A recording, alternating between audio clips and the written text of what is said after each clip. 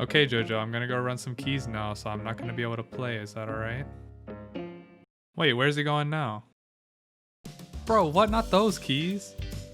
Ah, yes, this is definitely what I meant by keys. Good morning, gamers. Hello. There are 8 different dungeons that we'll get to dive into when Shadowlands finally launches. And while I enjoy all of them, there are definitely some that I favor over others. So let's rank them, talk about the goods and bads for each dungeon, because, well, JoJo told me to. Also, please keep in mind that all of these experiences are from the Shadowlands beta, so these things are subject to change. Number 8, Spires of Ascension.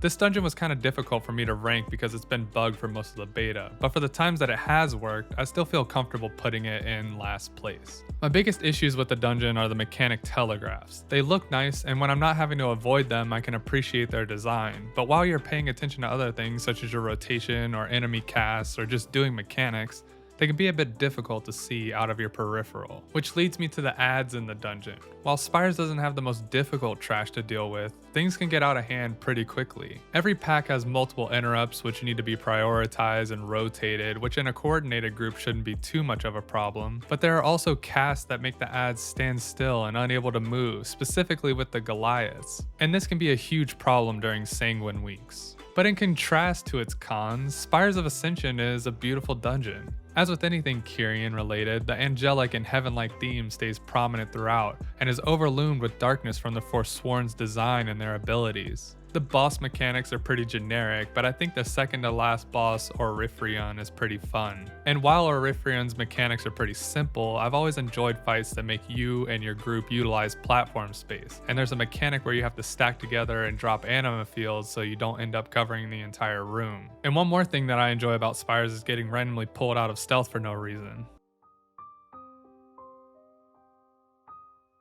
Number 7, Theater of Pain. I think one of the major reasons this dungeon is so far down on the list for me is the aesthetic of the dungeon.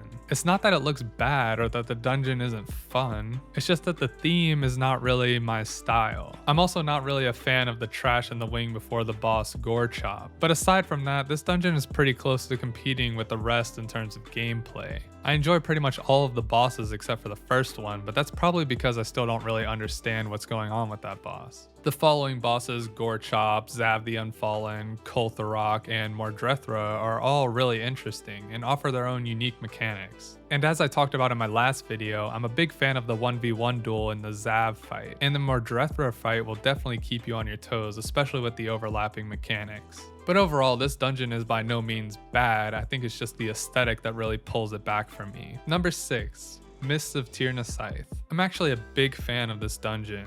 I love the mob density, and running with a Night Fae really makes the respawn points comfortable and convenient. The first boss gives you a perfect opportunity to do crazy damage since you can line up the Prideful buff alongside the 200% damage buff that you gain during the fight, and you can really start to see some crazy numbers on that fight, and that's always a good time. The maze that leads up to the second boss can be a bit frustrating at times, especially if people just randomly run through a portal without paying attention. But the maze is something we've never really seen before in World of Warcraft, and it's a nice fresh addition for a dungeon mechanic.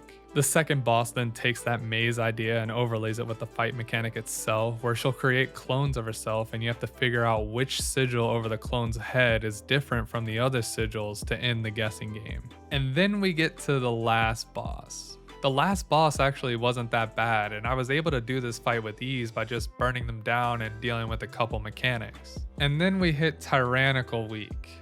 This boss during Tyrannical is a nightmare. Not only does the fight become more difficult the longer you stay in it, but then you couple that with the other affixes. Like last week, for example, where we had Tyrannical and Explosive, and the larvae during the fight were spawning explosives. So not only were we dodging pools on the ground that became increasingly more difficult to dodge, and dealing with ads, and dealing with mind-controlled people, and dealing with being chained to friendlies, but then we were also dealing with the boss living longer and making all of these mechanics more difficult because of Tyrannical, as well as explosives. No thank you. I think everything else in this dungeon is really fun, but the last boss during Tyrannical Week just absolutely ruined this dungeon for me because we would spend all this time going through the first 2/3 of the dungeon just to end up spending the same amount of time on the last boss. But maybe the problem lies more with Tyrannical itself.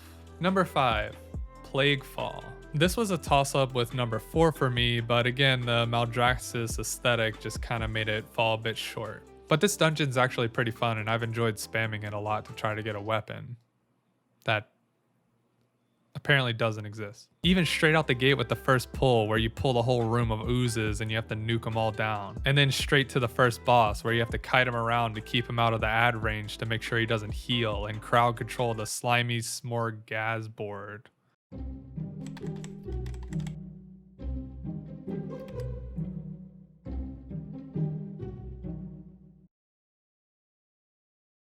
And timing your gap closer for the knockback feels really rewarding. The second boss keeps you entertained as he jumps between different platforms, and you have to make sure he doesn't jump on top of your party while you're trying to kill trash. The third boss can kind of be a mess if people don't know what's going on, but it's not too bad. And the fourth boss is basically making sure that you understand how to dodge mechanics. While the trash in this dungeon can be somewhat annoying, especially if you shroud to the first boss and have to make up the percentage later, this dungeon is overall great, and I've always enjoyed running it and have no problem running it again in the future. Number 4, Sanguine Depths. I think what pulls Sanguine Depths into my top 5 is definitely the second boss. I absolutely love how they incorporated the shape of the room into the fight. The two sin-touched anima that orbit around the prison opposite of each other keep you on your toes. And while it's a basic mechanic, I really enjoy it and it feels unique. The aesthetic of Sanguine Depths is also really nice, and it provides a different angle on prison-themed dungeons. Although I do get some vibes of the Archway from Legion with its cramped hallways and literal dungeon feel. The trash packs in Sanguine Depths can get out of control pretty quickly with an uncoordinated group, especially later on in the dungeon, but once you learn how to handle their mechanics, they aren't too bad. And the same thing can be said for the gauntlet before the last boss, which can be a literal nightmare for people who may be trying it out for the first time, especially during fortified weeks. And then there's sometimes you just have to handle the mechanic of a server reset, which is always a good time.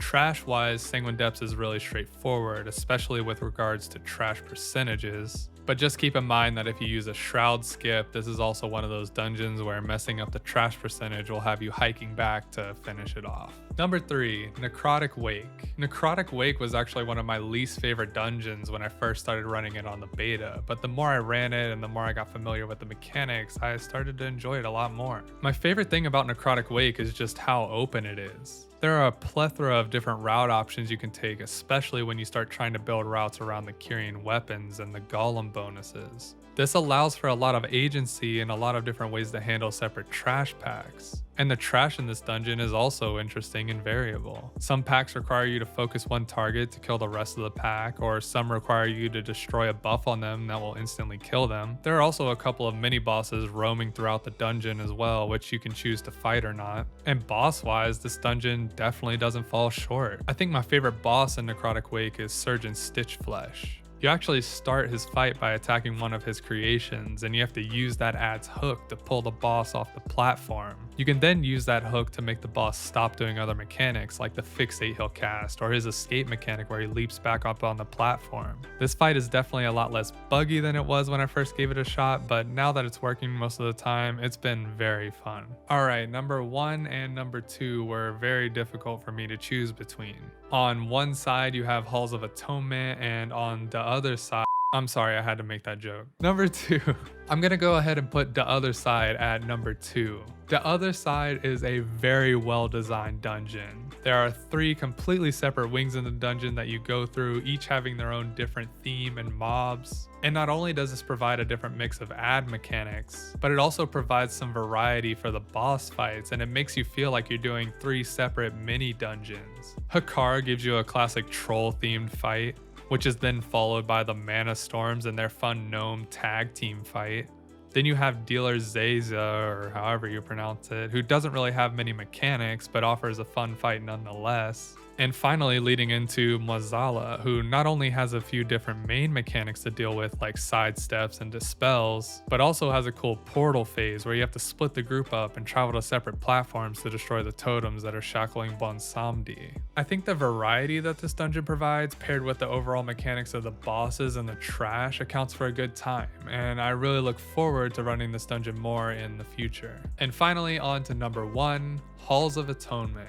It was quite difficult for me to put Halls of Atonement at number 1 over The Other Side and Necrotic Wake, if I'm being quite honest. But I think what puts this dungeon at number 1 for me is just how fast it is. It's kind of like back in Legion when we had Maw of Souls and it was just a quick, easy key to run. And Halls of Atonement is pretty much that, but this time we're in this cool Venthyr Cathedral thing. This is also another dungeon that offers a variety of different options in terms of gaining trash percentage, since it's very open until you get inside of the halls. There are plenty of different mob packs to choose your percentage from, which is always nice, and the bosses are pretty straightforward, which allows for a nice quick run of a very aesthetically pleasing dungeon. Other than that, I just enjoy how fast it is, and honestly, the aesthetic just helps pull it through even more. So if you had the beta, how would you rank the dungeons? Come on, man. So if you've been able to play the beta, how would you rank the dungeons? Honestly, all of the dungeons are really fun, and there really isn't a dungeon that I just absolutely despise. Although I do have to admit that the Spires of Ascension bug where it just bricks your key is really annoying, but hopefully that's going to get fixed soon. If there's anything you would like to see in future videos, or if you ever just need someone to talk to about World of Warcraft or Final Fantasy XIV or JoJo or whatever, feel free to reach out to me on Twitter or Discord, and I'd love to talk to you. As always, JoJo and I appreciate you taking time out of your day to watch our video, and we hope to see you back next week. Goodbye.